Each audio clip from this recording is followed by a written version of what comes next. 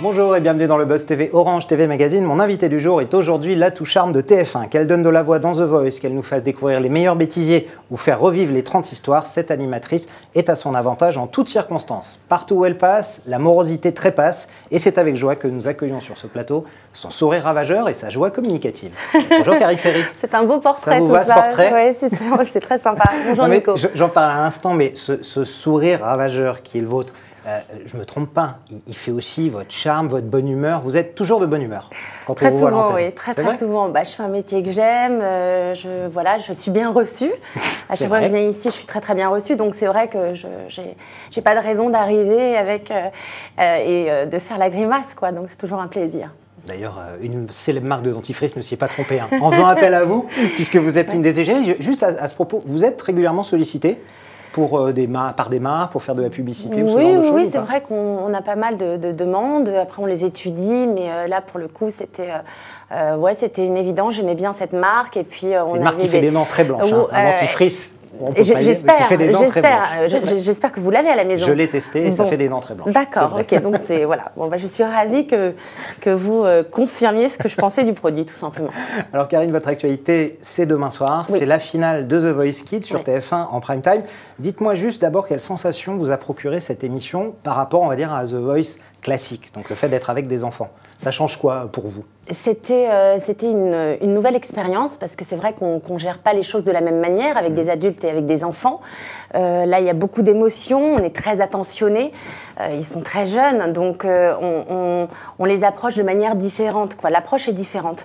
Mais nous, c'était un moment qui était exceptionnel parce qu'un enfant, c'est très spontané. Donc, on a pris beaucoup d'émotions. Et moi qui les voyais juste avant qu'ils montent sur scène, il y avait un vrai échange et j'avais peur pour eux, j'avais le trac, finalement comme leurs parents.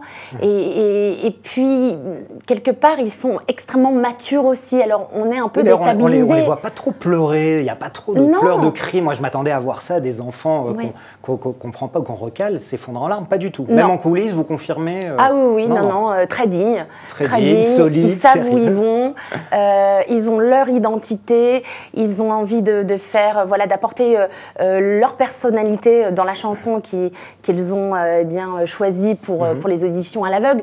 Et c'est vrai que c'est bluffant, quoi. Leur maturité est bluffante.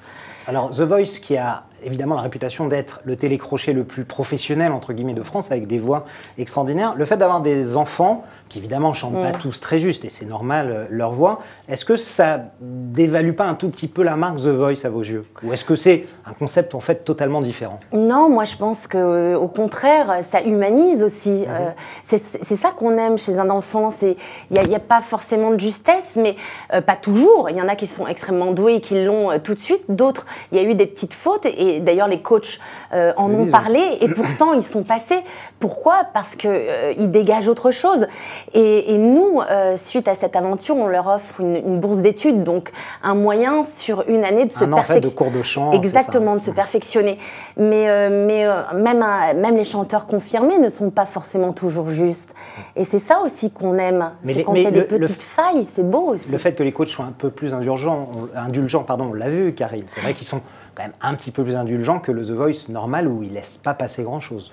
Moi, je trouve aussi qu'en même temps, sur les kids, on a du très lourd. Après, je ne sais pas si on peut dire qu'ils sont plus indulgents. On va dire que le discours est différent. On l'adapte parce qu'on parle à des enfants. Donc, on est obligé d'être plus doux et de faire attention à ce qu'on dit. Le but, c'est qu'ils gardent une bonne expérience. Sans faire l'école des fans non plus. Voilà, tout à fait. On essaie vraiment de trouver ce juste milieu. Et entre l'émotion, le côté grande sœur, Nikos qui les protège aussi beaucoup, qui est présent avec la famille. Mais bon, quand ça passe pas, ça passe pas. On ne peut pas tous les prendre et on leur explique, mais on met un peu plus de forme, c'est certain, oui. C'est normal. Alors, parlons des audiences. Le démarrage a été très bon, 6,3 millions, 35% de part d'audience. La dernière était à 5,1 millions et 28%. Ça vous satisfait, vous? La prod et la chaîne est plutôt contente, même si ça a un peu baissé? Ah oui, on est ravis parce qu'on a quand même une moyenne qui est de 5,8 millions de téléspectateurs, donc c'est un très beau score. Replays, effectivement. Tout à fait, donc c'est un très beau score. Nous, on savait pas trop où on allait non plus. C'est notre premier Voice Kids, donc on est super contents et les retours sont très bons. Ça suffira pour une saison 2 à votre avis ou pas? Je sais que c'est pas votre job de décider de ça, mais vous êtes partante évidemment, mais à votre avis? Oui, moi c'est sûr. Moi j'ai adoré vivre cette expérience auprès des enfants. Je pense que Nikos aussi. Et je pense que la chaîne est très contente, donc j'imagine que... Possible pour une saison 2. Tout à fait. Bon. Le gain d'une année de chant, d'année de cours de chant, ce que vous avez dit, est-ce que c'est pas un gain un peu trop faible? Ou alors au contraire, la prod ne voulait pas starifier les enfants en leur faisant faire un album, même si on sait que Jordi a fait son album à quoi, 2 ans, 3 ans, voilà. Mais c'était une volonté, ça a pas l'air d'être un gain exceptionnel. C'est une volonté, c'est une volonté parce que, encore une fois, on s'adresse à des enfants. Donc ils sont jeunes, ils ont le temps de parler de carrière. Je pense qu'il ne faut pas précipiter les choses. Dans un premier temps, déjà de vivre cette expérience avec, dans la même configuration, avec des musiciens, avec les coachs qu'ils ont vus sur The Voice, ils étaient déjà très admiratifs et super contents de pouvoir vivre l'aventure de l'intérieur. Et ensuite, nous sommes encore, on a envie de prendre le temps. Donc, on va les suivre. Et cette année de cours de chant va leur permettre d'évoluer. Et ensuite, on verra. Mais voilà, on y va. C'est-à-dire en suivre quelques-uns, vraiment, même oui, avec, voilà, avec la caméra. Mais la production est vraiment très, très proche d'eux.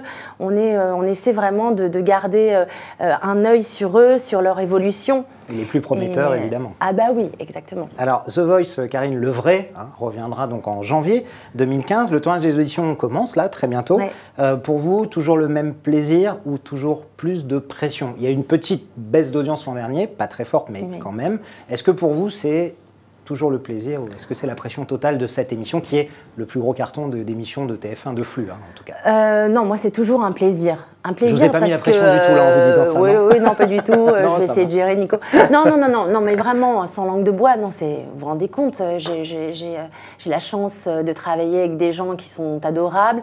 C'est du divertissement. On n'est pas, on n'est pas intrusif. On a de la chance de trouver à chaque fois des talents formidables. Regardez Luc Arbogast qui vend énormément d'albums. Je pense au frérot des La Vega. Carton absolu. Et puis Kenji, 70 000 albums vendus. Donc on est ravis de pouvoir encore dénicher, trouver de nouveaux talents et à chaque fois de trouver des petites perles qu'on arrive à mettre à l'antenne et puis de les mettre sous les feux des projecteurs. Donc, puis j'ai la chance de travailler avec Nikos. Il faut quand même savoir que The Voice, c'est 200 personnes qui travaillent sur ce barnum, quoi.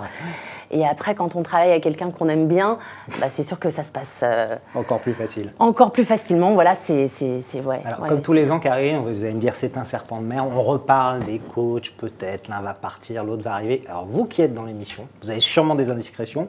Est-ce que vous avez entendu parler éventuellement d'un changement de coach? Mika, Florent Pagny? Alors moi, je ne suis pas dans le... Dans le secret des dieux? Non, absolument pas. Et c'est vrai que là, pour le moment, on est concentré sur la finale de The Voice Kids.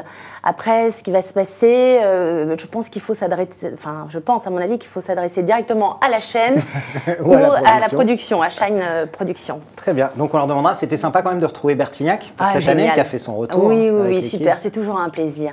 Mais chaque coach est sympa et puis ils ont tous leur univers et les enfants étaient très contents de retrouver Bertignac. Donc, Alors Karine, vous avez présenté seule toute la musique qu'on aime sur TF1. Je vous repose la question, mais je vais vous la poser à chaque fois.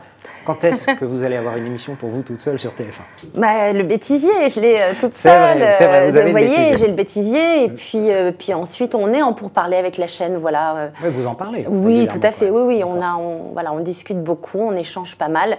Et ensuite, il ne faut pas brûler les étapes. Il faut que ça me corresponde, il faut que j'en ai envie, il faut que la chaîne ait un projet qui soit proche de ce que je suis aussi. Donc, mais on en parle assez souvent. Je pense que ça devrait arriver, mon cher Nicolas. Ah, très bien. Alors, je sais que vous êtes très attaché à TF1, mais si jamais une autre chaîne venait vous chercher avec une émission qui soit l'émission absolue de rêve que vous aimeriez faire, vous pourriez partir éventuellement ou pas?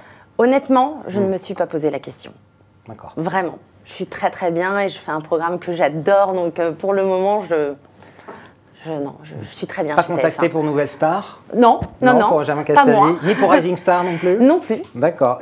Juste un petit mot, qu'est-ce que vous pensez de ce nouveau format qui va arriver sur M6? Est-ce que ça peut marcher à votre avis? C'est ce mur géant qui marche par interaction, où donc le jury ne décide plus, hein, en l'occurrence, mais juste le téléspectateur. Vous avez déjà jeté un petit coup d'œil dessus? J'ai pas vu le teaser Ouais. qui a été diffusé il y a quelques jours, mais donc j'ai pas vraiment d'opinion. Je leur souhaite tout simplement que ça marche.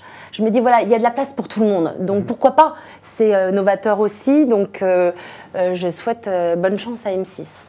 En tout cas, c'est très gentil de votre part. Merci beaucoup, Karine Ferry. Merci. Alors, je rappelle donc qu'on vous retrouve demain soir à 20h55. C'est la grande finale de The Voice Kids. Des pleurs, des larmes, de l'émotion. Il y aura un petit peu tout. Hein. Oui, je pense qu'on va être très, très touchés avec Nikos, les familles, la prod et le public. Ouais. Merci, Karine, d'être venue. Merci à vous. Merci Le de me Buzz recevoir. TV revient demain avec un nouvel invité.